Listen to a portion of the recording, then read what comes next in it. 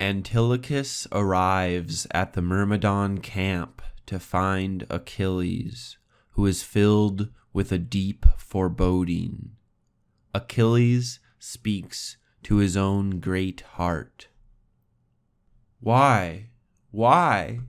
Are long-haired Achaeans routed again, driven in terror off the plain to crowd the ships? But why? Dear gods, don't bring to pass the grief that haunts my heart, the prophecy that mother revealed to me one time. She said the best of the Myrmidons, while I lived, would fall at Trojan hands and leave the light of day. And now he's dead. I know it. Menoetius' gallant son, my headstrong friend.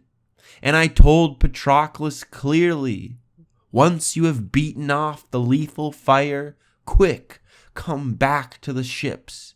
You must not battle Hector.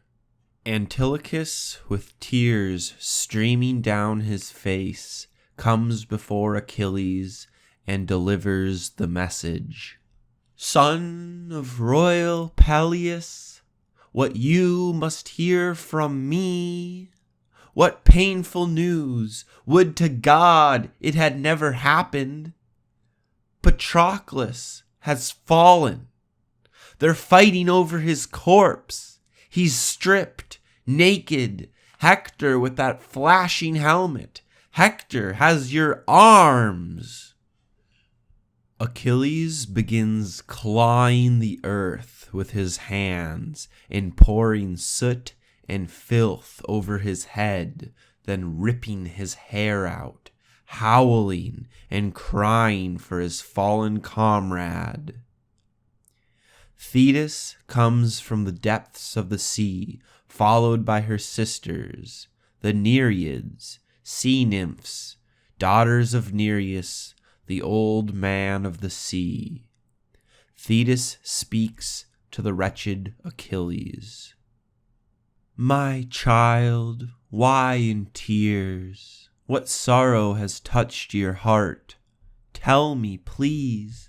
Don't harbor it deep inside you. Zeus has accomplished everything you wanted.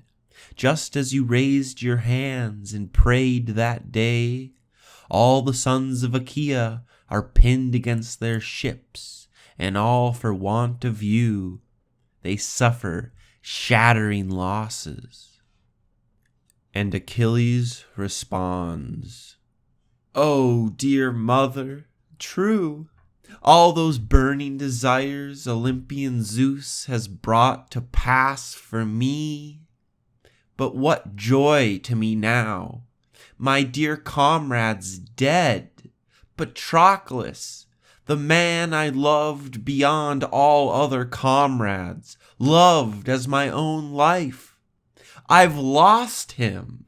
Hector's killed him, stripped the gigantic armor off his back, a marvel to behold, my burnished gear, radiant gifts the gods presented Peleus that day they drove you into a mortal's marriage bed.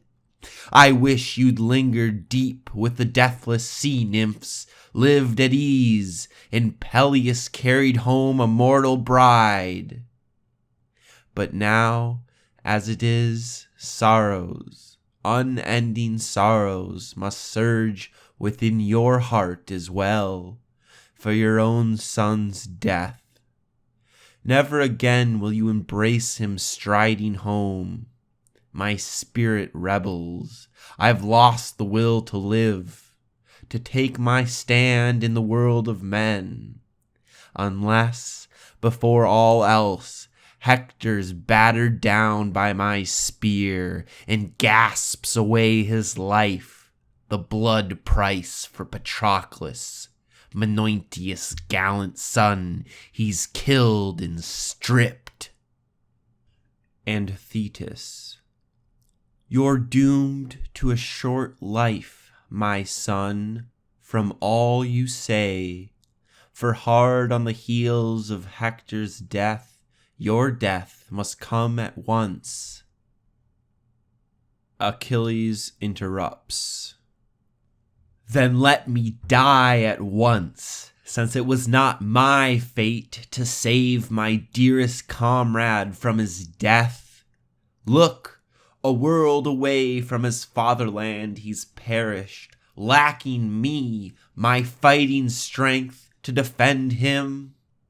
But now, since I shall not return to my fatherland, nor did I bring one ray of hope to my Patroclus, nor to the rest of all my steadfast comrades, countless ranks struck down by mighty Hector. No, here I sit by the ships, a useless dead weight on the good green earth. I, no man my equal among the bronze-armed Achaeans, not in battle, only in wars of words that others win. If only strife could die from the lives of gods and men, and anger that drives the sanest man to flare in outrage, bitter gall, sweeter than dripping streams of honey, that swarms in people's chests and blinds like smoke. Just like the anger Agamemnon, king of men, has roused within me now. Enough. Let bygones be bygones. Done is done.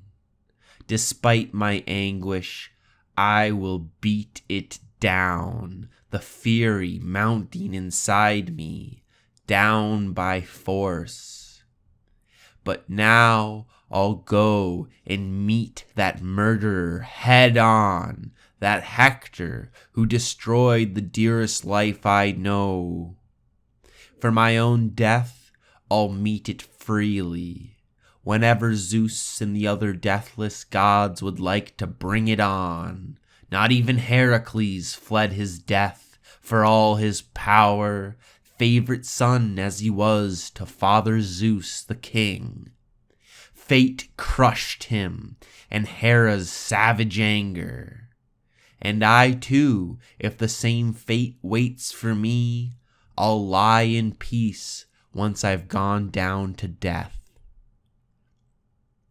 But now, for the moment, let me seize great glory, and drive some woman of Troy or deep-breasted Dardan to claw with both hands at her tender cheeks and wipe away her burning tears as the sobs come choking from her throat.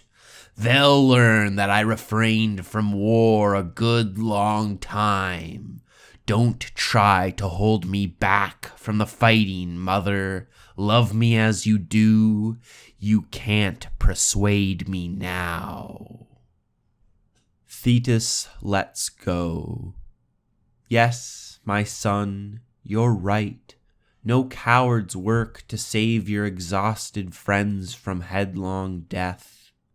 But your own handsome war gear lies in Trojan hands, bronze and burnished, and Hector in that flashing helmet. Hector glories in your armor, strapped across his back. Not that he will glory in it long, I tell you. His own destruction hovers near him now. Wait, don't fling yourself in the grind of battle yet, not till you see me coming back with your own eyes. Tomorrow I will return to you with the rising sun, bearing splendid arms from Hephaestus, god of fire. So Thetis flies up to Olympus, while her sisters return to the foaming sea. The Trojans fall back from the fighting when Achilles gives his war cry from the rampart and trench. In the Trojan camp, Polydamas and Hector argue about what to do next. Polydamas urges Hector to retreat back to Troy now that it is clear that Achilles will rejoin the fighting after sitting out for so long. Hector, however, is steadfast in his desire to stay in the field and fight. Meanwhile, Achilles tends to the corpse of Patroclus, his fallen friend. Achilles washes the blood and dirt from his body, then closes the wounds. All night long, Achilles mourns with his Myrmidon fighters. When Thetis reaches the abode of Hephaestus, she finds him sweating and working. Hephaestus speaks to her. "Thetis of flowing robes, what brings you to our house? A beloved, honored friend. But it's been so long, your visit's much too rare. Tell me, what's on your mind?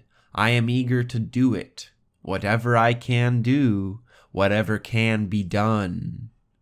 And Thetis responds through her tears. "O Hephaestus, who of all the goddesses on Olympus, who has borne such withering sorrows in her heart, such pain as Zeus has given me above all others, me out of all the daughters of the sea he chose to yoke to a mortal man, Peleus, son of Aeacus, and I endured his bed, a mortal's bed, resisting with all my will. And now he lies in the halls, broken with grisly age. But now my griefs are worse. Remember, Zeus also gave me a son to bear and breed, the splendor of heroes, and he shot up like a young branch, like a fine tree I reared him, the orchard's crowning glory, but only to send him off in the beaked ships to Troy to battle Trojans. Never again will I embrace him, striding home through the doors of Peleus' home. And long as I have him with me, still alive, looking into the sunlight, he is racked with anguish. I go to his side, nothing I do can help him. Nothing. That girl the sons of Achaea picked out for his prize, right from his grasp the mighty Agamemnon tore her, and grief for her has been gnawing at his heart. But then the Trojans pinned the Achaeans tight against their sterns. They gave them no way out, and the Argive warlords begged my son to help. They named in full the troves of glittering gifts they'd send his way. But at that point he refused to beat disaster off. Refused himself, that is. But he buckled his own armor round Patroclus, sent him into battle with an army at his back, and all day long they fought at the Scaean gates. That very day they would have stormed the city too, if Apollo had not killed Menoetius' gallant son as he laid the Trojans low. Apollo cut him down among the champions there and handed Hector glory. So now I come, I throw myself at your knees. Please help me, give my son, he won't live long, a shield and helmet and tooled greaves with ankle straps and armor for his chest. All that he had was lost when the Trojans killed his steadfast friend. Now he lies on the ground, his heart is breaking. And Hephaestus happily agrees. Courage! Anguish for that armor, sweep it from your mind. If only I could hide him away from pain and death, that day his grim destiny comes to take Achilles, as surely as glorious armor shall be his. Armor that any man in the world will marvel at through all the years to come, whoever sees its splendor. So Hephaestus gets to work. He first makes a massive and magnificent shield, then a breastplate, and finally a helmet. When the famous immortal smith is done with his work, he lays the armor at the feet of Thetis.